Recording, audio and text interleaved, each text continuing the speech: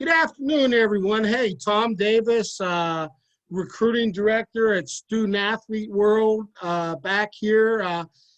Had a little layoff in that, but getting back to my interviews with college coaches in different sports at all levels. And today, I'm very happy to have Luke Shamblin, the head softball coach at Alderson Broaddus in West Virginia. We follow each other a lot on social media, so I see some of his on-field stuff, off-field stuff, as I'm sure he does with me and all that. And just thought it'd be great to have Coach Luke come on and talk a little bit about AB, some recruiting and everything. So let's get right into it. Coach had to go to his backup studio here in the truck because the servers were down at AB right now. And Coach, hey, I'm glad, I'm excited to have you on with us today and talk Appreciate a little bit. And without further ado, man, I'm going to turn it over to you. Coach, background and bio on yourself. Okay, so I guess, we could start.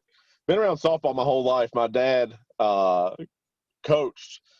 He and Nip Anderson, the head softball coach that's now at West Virginia State, coached together in the mid-'90s to the early 2000s, coached a lot of really good players. Both my sisters played, and was just around softball from a young age. Always kind of loved the fast pace of the game, more so than baseball. Played baseball. And started coaching when I was at Glenville State as a student in 2010 under Rick Moore. I was his only assistant. I was still a student at the time, but I was his only assistant. And I was in charge of the hitting of that team. And then I graduated, was off doing my own thing a couple years. I'm a musician, so I was doing that, working. Started getting my master's degree, and then Mandy Sansbury, a longtime friend who played for my dad and Nip back in 1999, someone I've known pretty much my entire adult life, needed an assistant at my alma mater of Glenville State, and I came on with her in August of 2013, and I was the defense guy, and so I've kind of dabbled in. I've done a little bit of everything, no pitching. I know a little bit about pitching. Both sisters were pitchers, but I leave that up to my pitching coach, Coach Hawkins, now, who does a fantastic job with our pitchers. But then we left from Glenville. After a season, she got a job offer at the University of Mount Olive, a Division II school in Conference Carolinas down in Mount Olive, North Carolina, eastern North Carolina. Was there for 2.5 years. In 2016, the summer, the flood had hit West Virginia, and both of my sisters lost their homes. And while we were cleaning up from that, I found out my mom had cancer. Decided to go back to Mount Olive to see how it felt being gone and when all that stuff was going on. And then I took a job still within the sport, but elsewhere. And got back into coaching in August 2018 as an assistant here at AB, and took over the program as an interim 11 days before our first game in the 2019 season, and been here ever since. Had some good success at Glenville. We've still got the highest team batting average from my first year there. And then at Mount Olive, we set the first year, I think it was 13 school records we broke, including fielding percentage. Had a good team that year. The next year, broke more records. I think we broke 11 that second year, some of them that we had set the year before. And so we've done a little bit of softball. I think this is year 8 for me, season number 8 for me. Well, that's cool. I mean, that's, it's funny. I love hearing about everybody's different background and story coming up Yes, sir. through the coaching ranks and everything. I just wanted to, you are diverse and you're a lot like me. I mean, I've coached tons and tons collegiately and high school wise with different sports, baseball, football. I actually was the head softball coach up at Chatham University here in Pittsburgh one year. Little Okay. thing like you, 2 weeks before the season, I get a call because they knew me. I was an assistant AD and coach at Shady Side and actually ran the hockey rink where they played, and their AD knew my story about and all that. Was like, can you salvage our season? Because I just fired my softball coach 2 weeks before and all the other girls ran off. Great story. We'll get into that, a little bit later and everything. But, you were talking about, you've played baseball and softball and everything, and you have a lot of assistant stuff. As an assistant coach, before we get into you going about AB, as an assistant coach, you talk about your players and what you coach doing well. What do you think is your number one attribute to be able to give to kids to get that buy-in to what you're teaching them and everything like that so that they do have success? I think it's just being able to communicate with them and figuring out how they learn. So, my entire life, I thought, and not my entire life, but, whenever you're starting to look and see what type of career you want to go into from high school, I always thought that I was going to be a teacher of some sort. So I got my undergrad at Glenville State in history and political science. I got a minor in psychology, and I went on and decided I was going to get my master's in education. Turns out, whenever doing my student observation or my teaching observations, I realized I did not like the way education has changed since I was, and it's not so much education; it's the new generation of the phones and having to deal with that, and I just wasn't looking forward to being a teacher. Still got my master's in education. It's just didn't get licensed to be a teacher, but it really served me well in learning how to get through to different learning styles. And I think being able to connect with that and figure out how to word things certain ways and in different ways, saying the same thing but in different ways, helps to kind of bridge that gap from player to player. So I think that, I'm not one to toot my own horn about stuff very often, but I feel like that's something that I can do and, take what someone already does and figure out ways to make it better and enhance. I'm not someone who likes to clone things that people do. You upset in one way, everybody's going to be different. So I think being able to adapt player to player and develop that way is something that I take pride in for sure. Sure. Good answer. I mean, I like it. I mean, adapting to strengths and all that. I mean, you can't get everybody to do everything the way that you want to do them. So, work on their strengths, give them their weaknesses. Here's what we can do. I mean, I like, your whole philosophy. Well, Yeah. you're at AB, so I'm going to ask you now. Alderson Broaddus. Tell us about Yes, Alderson Broaddus and the advantages to going to school there, Coach. The first thing, and it's something that I've really sorry, was getting a phone call just now. Something that I have always kind of felt is being a student athlete. This is by far the best institution that I've coached at and been affiliated with, that prepares kids for beyond athletics. It's a phenomenal school. You know, we're based a lot in the sciences. Most of my team, you know, if they're not in biology or, you know, nursing or pre-med or exercise science or environmental science, it's a great school for educators as well. Our teaching program is top of the line. We've got a great criminal justice program here.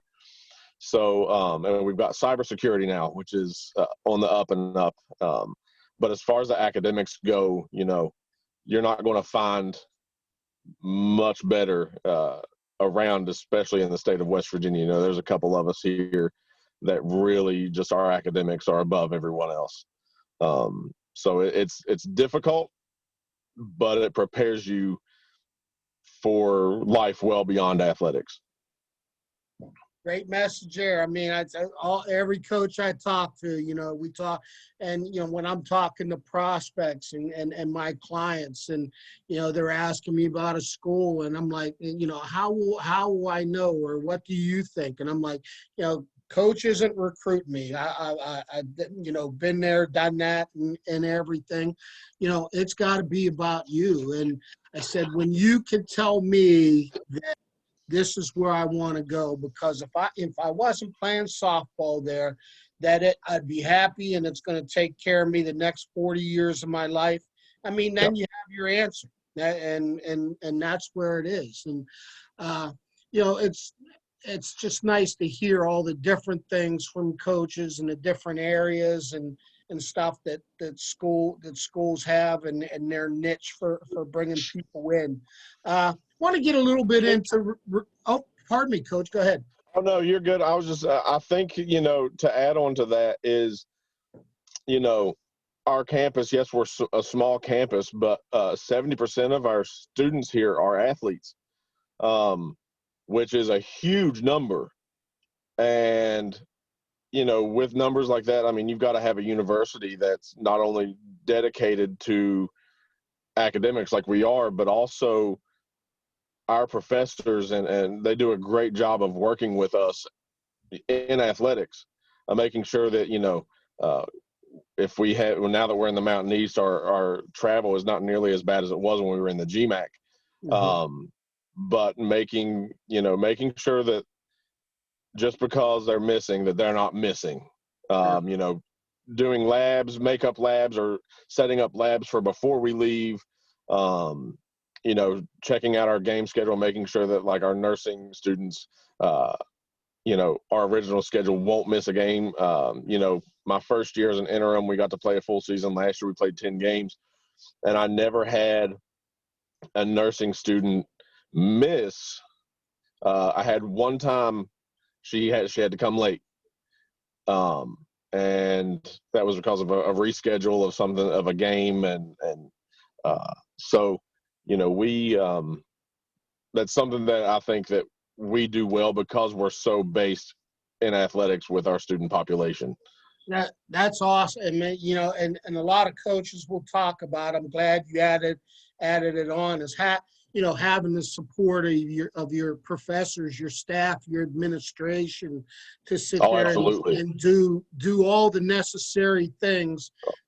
When you have 70% of your kids, I mean, you know, they know as well as anything else that you know, hey, this is our bread and butter, and we have to do things right and take care of it and make sure that everything academically and you know, sports wise is taken care of. So that good point. So I want to get into a little bit recruiting now, and you know, you guys are Division II. You're in the MEC and all that. I mean, I know the schools. You know, back before I coached at Charleston for baseball, before it was there in the MEC and all that. I'm going to age myself, but in the WEVIAC. Yeah. Exactly. I coached a year in the WEVIAC, and then I did the inaugural year of the Mountain East. You got it. And we were actually NAIA at the time and everything. Okay. But you know, I tell people, especially, you know, I'm in Pittsburgh, So I have a nice base with the PSAC and the Mountain East and everything. And I'm just going to tell you, I mean, for Division II sports, I mean, you could put those two conferences together and they do very well in every sport. They're always playing in championships. They're always in regionals and heading up. So, you know, the sports is great, and I work in a good area with good people. So let's get into the recruiting a little bit. First off, how many young ladies do you have on your roster, Coach? Our roster is a little down right now this year. It started out good. We've had some injuries, some unfortunate sicknesses that have happened that have kind of taken people out. So right now, I think we're down to 17 or 18. I'd have to look, which is usually a good number if you ask any coach that doesn't have a roster requirement. Now, I like having a larger roster for the most part. But with the kids that we've got now, we are actually deeper at every position than we've been the last 2 years. So, yeah, our numbers are down, but the quality is you know, up. Exactly. And that's a testament to the girls that stuck around and bought in and have really put in the work.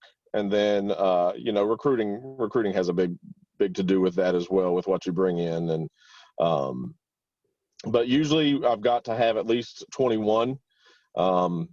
You know, I lose one to graduation this year, and I've got 11 coming in next year. So the 21 class was really my first class that I was able to spend a bunch of time on, especially because softball's so early with everything.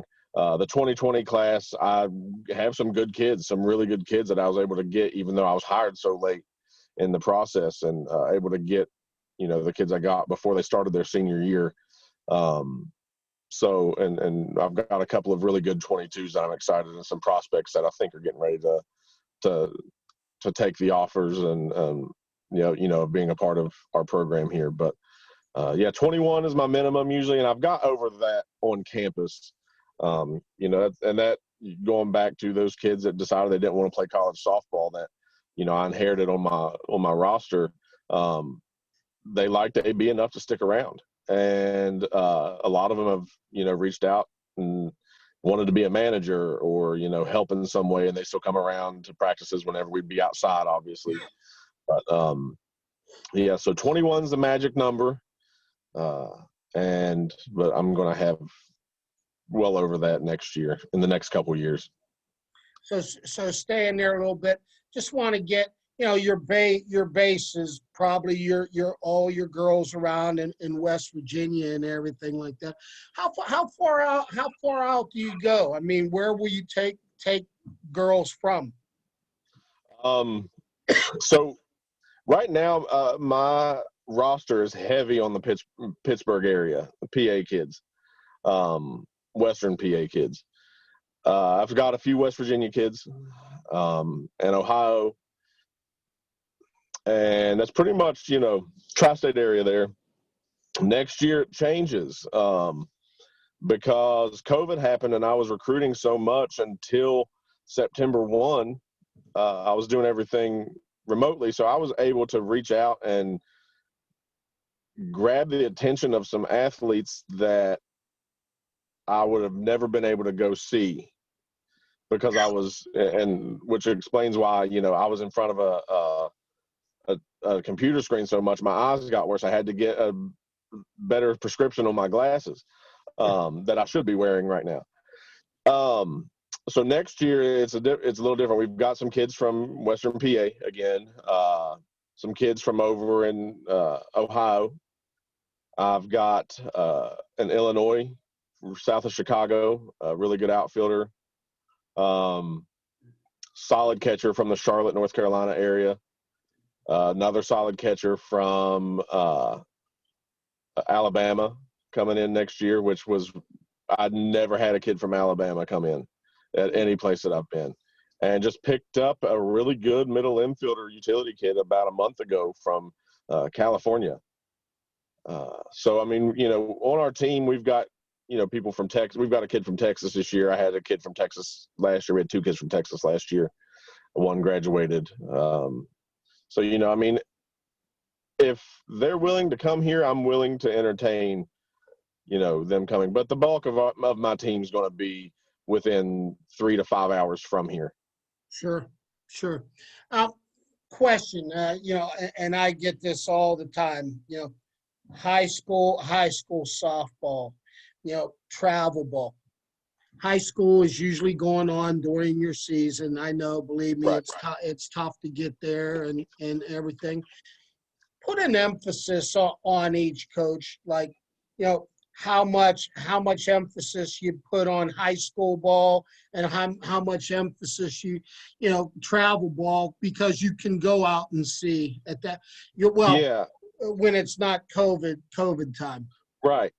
I think it's a little different. I think with high school ball in West Virginia, for example, Southern West Virginia, that's the hotbed for softball in the state. Now, there are really good players all over the state, but the majority of them come from the Kanawha Valley, down in Charleston and Southern West Virginia. A lot of times I can go to a high school game and see a better quality game than I can go into a showcase. I think high school sports are important. I think, it allows someone to be a part of a team that they're not paying to be on, that they might have to sit the bench. And, they're going to face some adversity because it's not some of the schools that, might not have the strongest softball team. They might have one or two really good players that those are the stars, and then everybody else is never going to play beyond high school. So I think that builds character. Sure. And I think, if I see someone that is a good player and they're a good player on their travel ball team, and then I find out that they don't want to play on their high school team because the high school team's bad, that's a red flag. Now, there's various ways to look at that. I mean, there could be, a toxic situation at the softball program at the high school or whatever. But for the most part, it's a red flag, and it's going to have me ask some questions. Sure. Now, travel ball, showcase ball, I like going to tournaments and watching teams compete. I don't care. And my buddy Brandon Elliott down at Virginia Wesleyan is going to laugh at me, and he hates seeing people sacrifice bunt in showcases. Well, I want to see them compete. I want to see a team try to win. And if that's what's going to get a run into scoring position to get the next person up, I want to know, not everybody's a great bunter. And it's going to tell you about their character too. That yeah. Number are they one, okay, up? I will sacrifice for my team to sit there and do stuff. Right. And it's different strokes for different folks there. But, that's my opinion. And I think, whenever I go to a showcase game, I always let the coaches know and the players know, hey, I'm going to be here at this game. And I hope that I can watch, if I'm going to see a pitcher, I hope she pitches that game. Usually if I'm going after a pitcher, I ask, hey, what game are you pitching today? And I'll go around that. Sure. For the other ones, and coaches will come up, hey, do you want me to move so-and-so to this position so you can see? No, I want to see your best compete. And, that's, again, some people might give me flack for that, but that's won't be the first time. I'll tell you what, I understand what you're saying. And, I tell people a lot of time, hey, coach is there because he knows, they know that you can play. Okay. They want to see, most of the time, that's why I say they want to see you fail with something. They want to see absolutely. They want to see your reactions, to an umpire with a call, to not staying down on a grounder and booting. I mean, how are you going to react? How do you react around your coaches, parents, everything like that? And I don't go watch someone one time. If it's a kid that I really am interested in, I'm going to go watch them multiple times, unless they give me a reason to not come back and watch. Um, I, you know, like I said, going back to, I want to see that coach that asked, do you want me to put them here? I want to see your best lineup, how you're playing it right now. And if the kid that I'm after is not one of your best 9, I want to see that and see if she's on the bench and see how she reacts. Now, that doesn't happen a whole lot because usually these travel ball teams have such small numbers. It's usually only a couple pitchers that are sitting in the dugout. Sure. Or a catcher that's getting her legs rested.